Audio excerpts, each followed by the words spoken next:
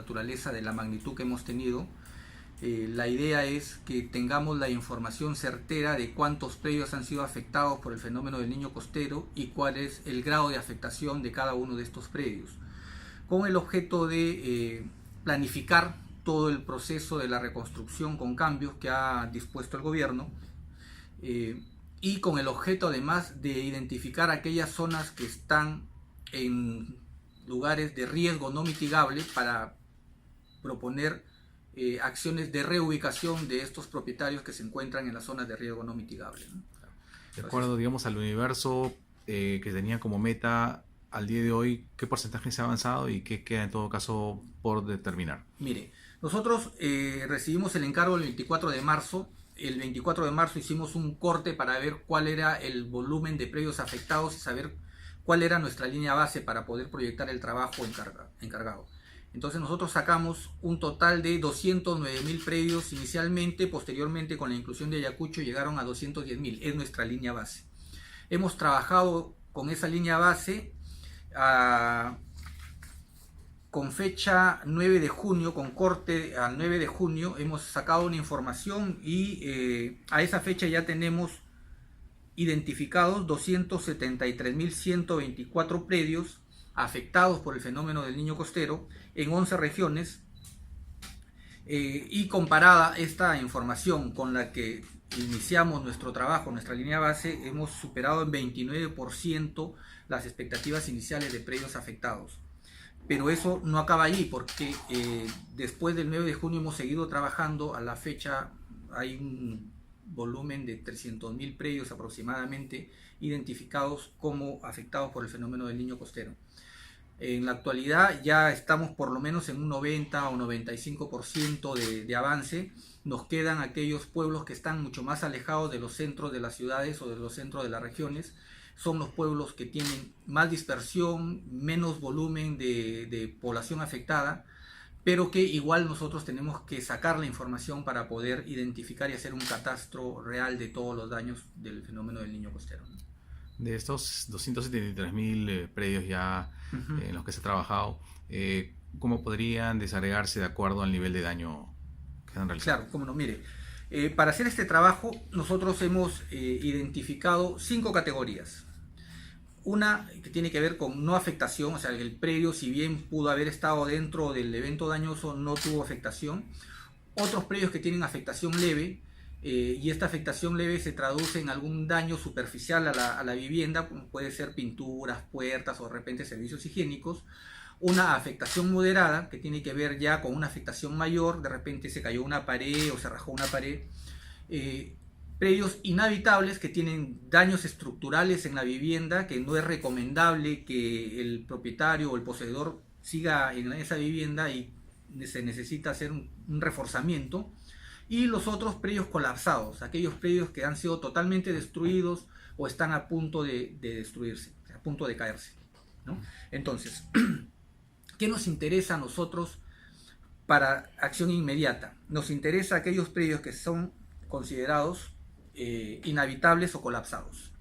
Del volumen total, al 9 de junio tenemos 26.824 predios inhabitables y 12.048 predios colapsados, con lo cual tenemos un universo de estos predios dañados y según grado de afectación de más o menos 33% de no afectados, afectados leves 31%, afectados moderados 22%, inhabitables 10% y colapsados 4%.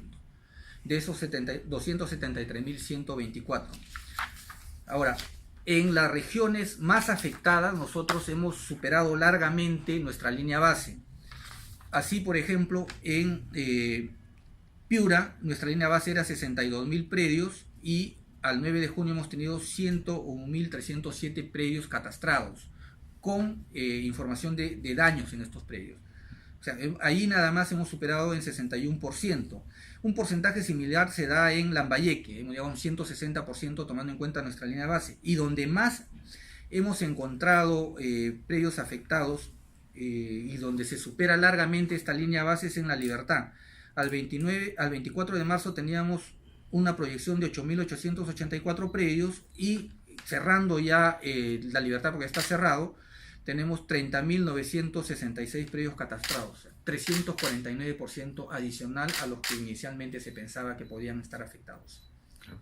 De las regiones que han sido en las que se ha trabajado, imagino que Piura es la que encabeza la mayor cantidad de predios que se encuentran en la peor situación, o no es así. En todo caso, ¿cuáles son las que encabezan esta lista? Mire, en predios inhabitables, Piura tiene un porcentaje mayor. Hay 26.824 predios inhabitables, de los cuales 10.513, o sea, 39% corresponden a Piura. Pero allí nada más está Lambayeque, que tiene 9.028 predios como inhabitables, que hacen el 34%. Entre esos dos más o menos tenemos un 74%, ¿no? O sea, el resto ya está distribuido en el resto de regiones. Eso con relación a inhabitables. Pero en colapsados, Lambayeque tiene un mayor porcentaje. Lambayeque tiene 38%, 4.597 predios de 12.048 en general. Y Piura tiene 2.491 predios, que hace el 21% de predios colapsados. O sea, más inhabitables en Piura, más colapsados en Lambayeque.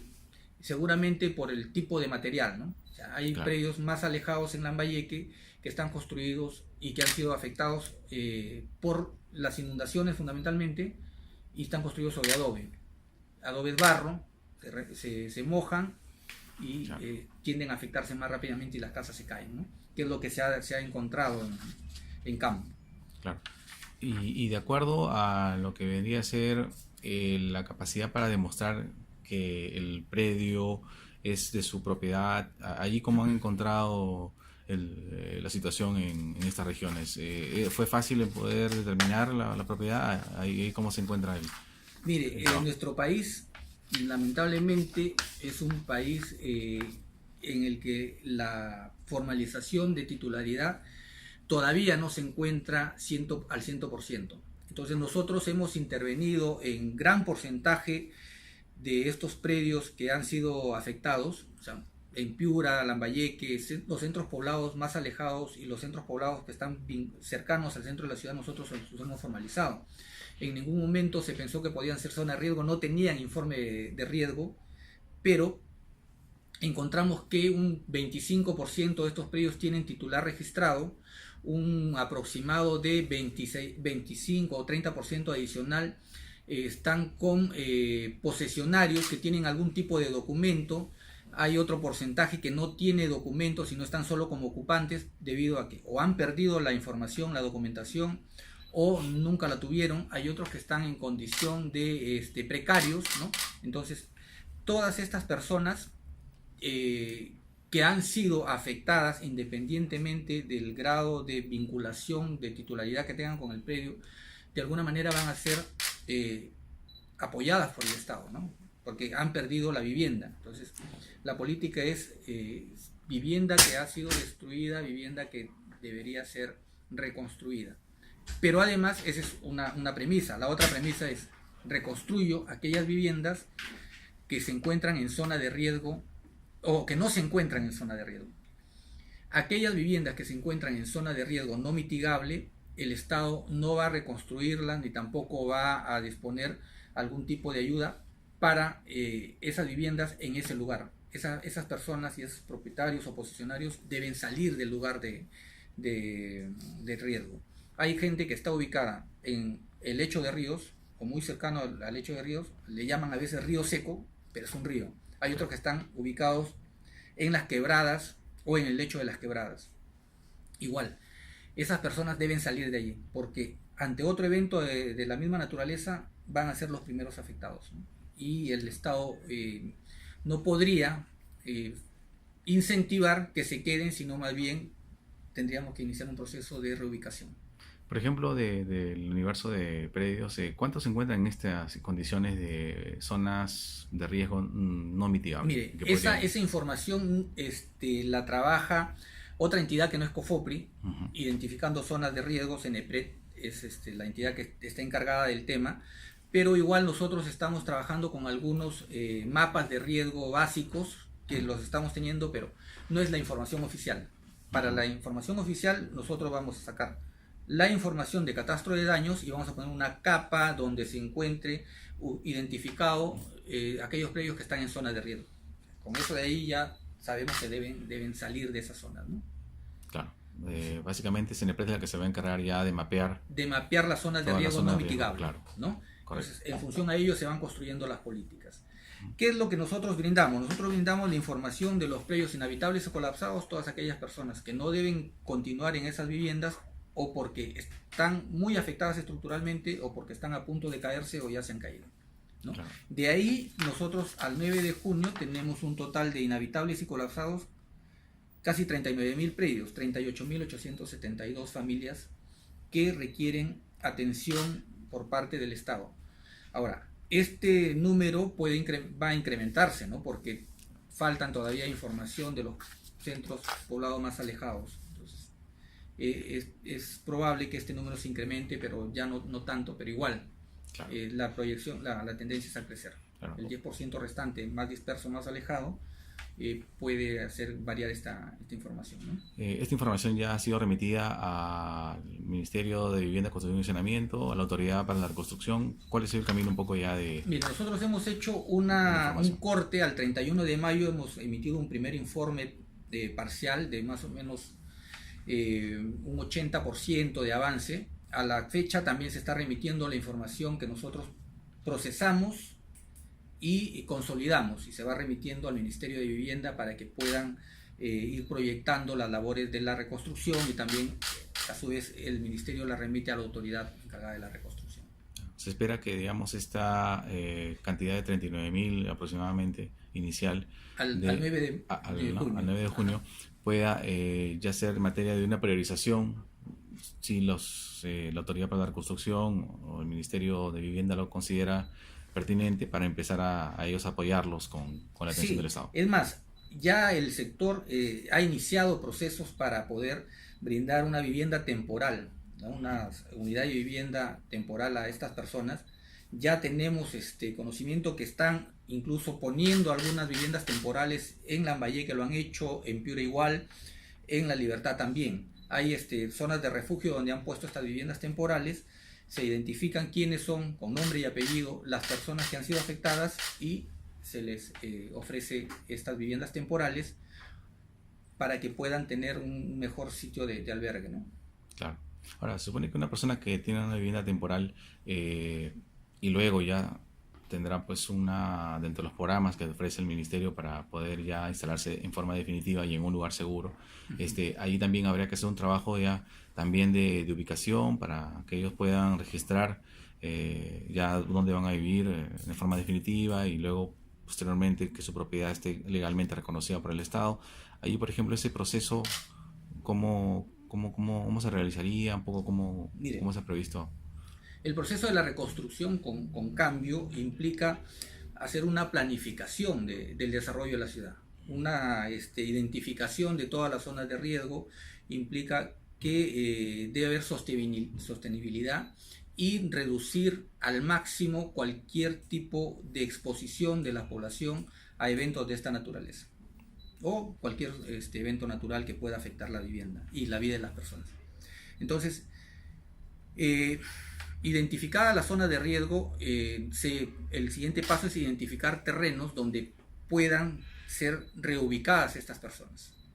Se ubica el terreno, se hace un proceso de saneamiento físico y legal y se les invita a reubicarse, y allí COFOPRI también juega otro rol. Dentro de este trabajo, COFOPRI está en la primera línea de la reconstrucción, sacando la información, y posteriormente en el proceso de reconstrucción, COFOPRI nuevamente adquiere un rol que es en el proceso de formalización y titulación. Identificados los terrenos, COFOPRI pasa a formalizar aquellos propietarios o aquellas personas que han sido afectadas y a las que se les va a adjudicar un lote de terreno. Ese es el siguiente nivel.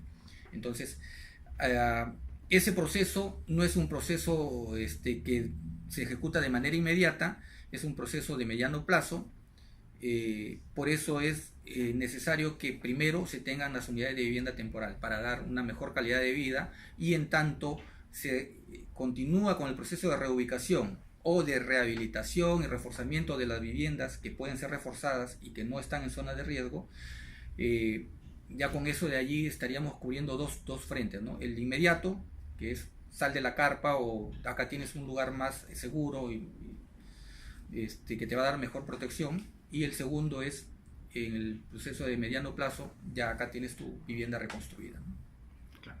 Imagino que la mayoría del universo de viviendas que han sido, en las que se ha hecho el catastro de daños son básicamente residenciales, ¿no? O sea, de vivienda de familia, ¿no? Ha habido un menor porcentaje de lo que son establecimientos comerciales o para un fin diferente al de Sí, vivienda. el 99% Ujú. hasta casi 99,5 es vivienda, o sea, las Ujú. personas se han visto afectadas en lo más íntimo de su vida, que es su vivienda, ¿no? Y lo más básico también, que es la vivienda. Sí, entonces por eso es que la prioridad es identificar a todas aquellas personas que se han visto afectadas y darles inmediatamente un módulo temporal y a mediano plazo la reconstrucción de la vivienda en una zona segura, ¿no? Terminada esa etapa, ¿qué es lo que viene ya después, digamos, Cofopri vuelve a sus labores habituales o va a continuar de alguna forma vinculado también al trabajo de la reconstrucción con cambios? O sea, si bien es cierto me ha descrito lo que vendría a ser después, pero como es un trabajo que va a tardar una temporada todavía, en ese interín, digamos, ¿cómo, digamos, se avisora el trabajo de De Cofopri? COFOPRI. Mire, ¿qué es lo que nosotros estamos pensando para COFOPRI? ¿Qué es lo que nosotros creemos que COFOPRI debe hacer en el tema de formalización? COFOPRI ha cumplido un rol importante en materia de formalización en los últimos 21 años, titulando terrenos, ¿no? Sin embargo, hay un porcentaje importante de estos terrenos que han sido titulados por COFOPRI que ya tienen edificaciones. Edificaciones de 1, 2, 3, 4, hasta 5 pisos inclusive. Entonces, estas edificaciones en un 80% no están formalizadas. ¿Y qué implica la no formalización de estas edificaciones? Que nuevamente está en un proceso de informalidad, que los propietarios que han cedido los pisos superiores a los hijos o que han transferido o que están alquilando no están dentro del circuito formal porque no han regularizado las edificaciones ni las tampoco han registrado. Entonces, ¿qué pensamos nosotros dentro de este gran proceso de formalización que debe existir en general para que toda la sociedad quiera un tipo de orden, que es lo primero que debe verse? Uno, estas edificaciones en su mayoría son autoconstrucciones, ¿no? Y tal vez por eso no hay un mercado que permita eh, ser atractivo para la formalidad, y no hay inversión para la formalización en gran escala. Entonces, nosotros pensamos que COFOPRI podría ayudar en el proceso de formalización de estas edificaciones y con la intervención que tengamos podríamos identificar aquellas edificaciones que están construidas adecuadamente o que pueden resistir un evento sísmico y formalizarlas. En segundo lugar, identificar aquellas edificaciones que tienen algún tipo de problemas estructurales para reforzarlas, ¿no? O sea, no, COFOPRI no haría eso, pero sí identificaría y daría la información a los propietarios y a los gobiernos en todos los niveles, gobierno local, regional y nacional. ¿Para qué? Para que haya una política pública de prevención. Si bien este evento del fenómeno del Niño nos ha tomado a todos por sorpresa y ha causado los daños que ha causado, la mayor preocupación que se tiene es un terremoto, ¿no? Un terremoto de grado 7 que podría venir en cualquier momento. Cada 300 años o 350 años hay un gran terremoto en promedio en el Perú, y ya hace tiempo, más o menos más de 300 años, que no hay un terremoto grande. Entonces, si no hacemos labores de prevención, un evento de esa naturaleza puede afectar catastróficamente a ciudades grandes, sobre todo Lima. Entonces, si nosotros logramos intervenir y coadyuvar en el tema de la formalización de estas construcciones, podríamos a su vez realizar labores de prevención, ¿no? Si identificamos el tipo de construcción, quiénes son los propietarios, cuáles son los riesgos, a qué se dedican, podríamos tener además con esa información un catastro de quién es propietario de qué, a qué se dedica cada predio. Con esa información de catastro que podríamos tener nacional, las autoridades pueden tomar mejores decisiones, tener información que les permita adecuadamente proyectar el crecimiento de la ciudad o intervenir en determinados sectores para promover labores de prevención, fundamentalmente. Por cada sol que se invierte en prevención, hay 4 soles que se ahorran en reconstrucción. Entonces, es una lógica bastante básica. Si el Estado invierte 4 soles ahorita en prevención, haciendo catastro, haciendo reforzamiento, identificando aquellos predios que pueden verse dañados o que están en zona de riesgo para reubicar a las personas que están en esas zonas, posteriormente hay un costo económico que se ahorraría, ni hablar del costo social, ¿no? De vidas que podrían perderse, ¿no? Entonces, eso de allí es importante. Consideramos que si bien COFOPRI está vinculado con el tema de formalización, también puede, con el conocimiento que tiene y la experiencia y el compromiso del personal, lograr cosas que estén orientadas a prevenir. También creo que COFOPRI podría servir de apoyo y sostén en todo el proceso de toma de decisiones para reducir riesgos, ¿no? Y mitigar riesgos. Entonces, esa es la labor de COFOPRI. Nosotros ya teníamos preparado un proyecto de ley para que COFOPRI pueda intervenir. El tema del fenómeno del Niño nos ha puesto una agenda distinta. Estamos culminando el proceso del catastro de daños. Es una experiencia que no se había tenido anteriormente en el país, pero es una experiencia enriquecedora. Sobre la marcha hemos tenido que hacer muchos ajustes, pero el proceso de toma de información se ha realizado y me parece que se ha realizado exitosamente.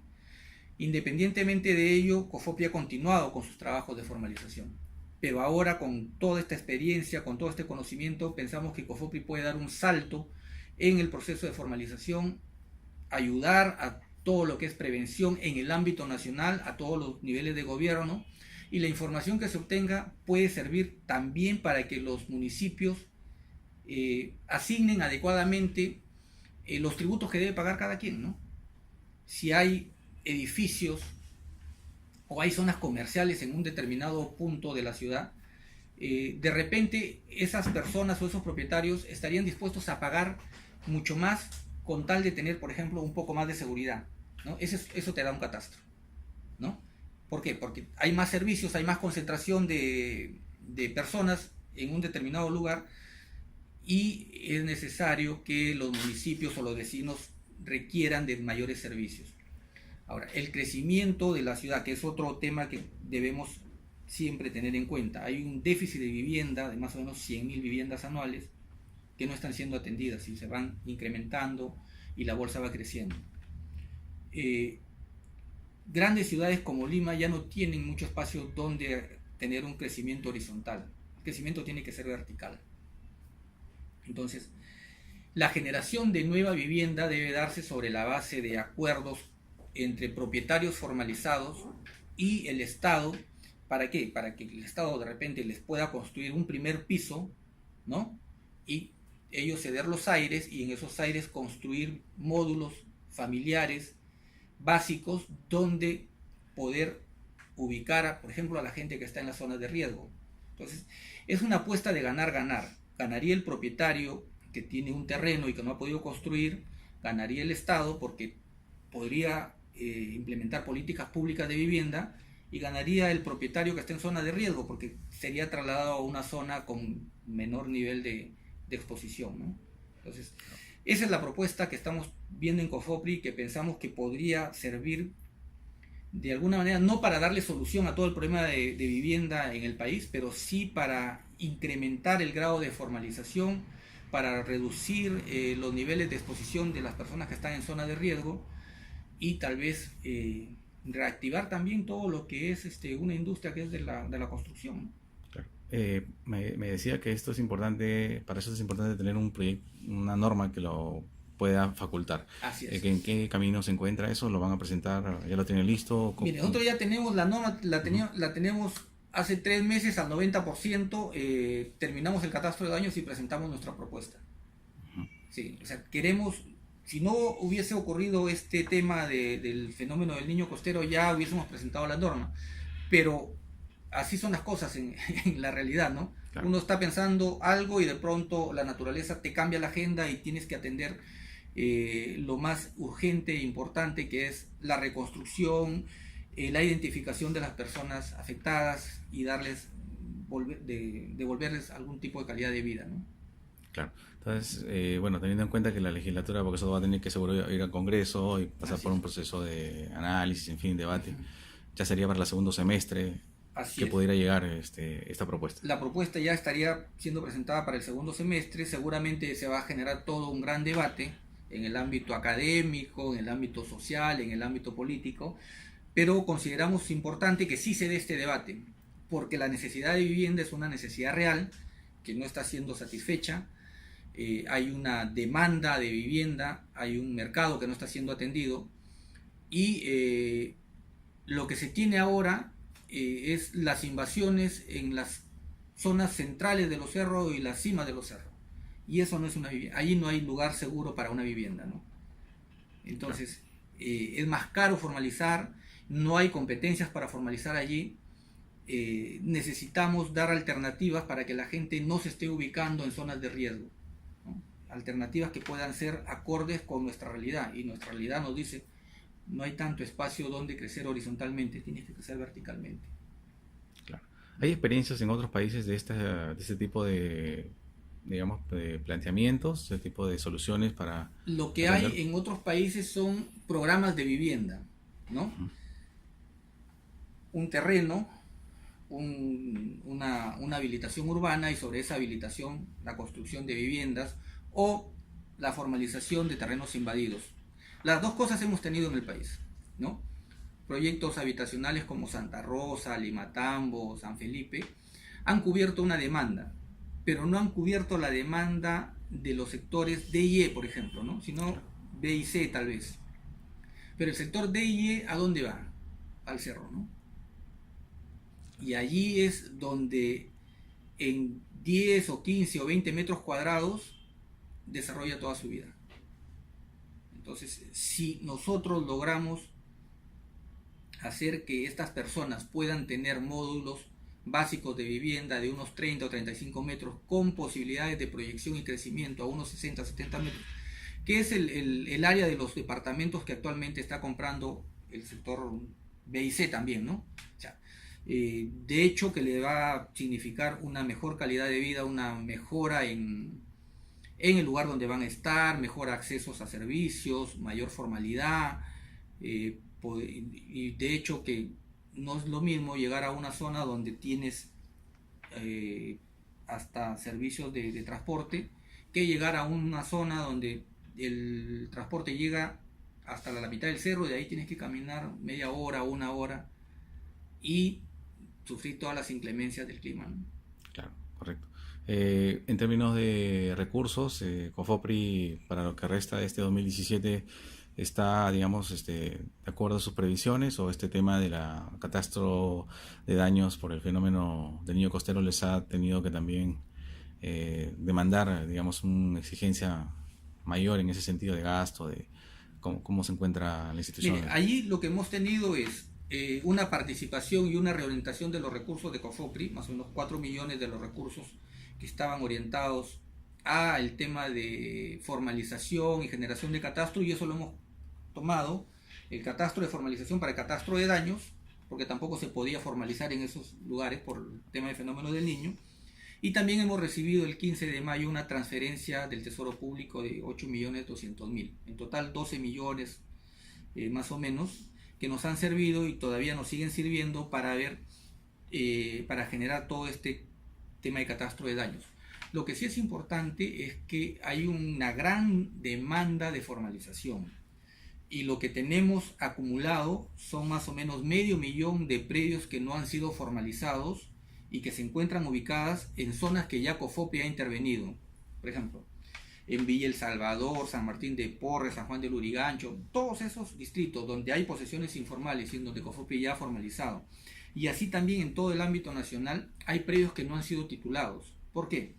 Por deficiencia de documentos, porque no estaba el propietario, porque había aparentes conflictos. Ya. Todos esos predios que no han sido formalizados y que están con la denominación de contingencia suman más o menos 500.000. ¿Qué es lo que queremos?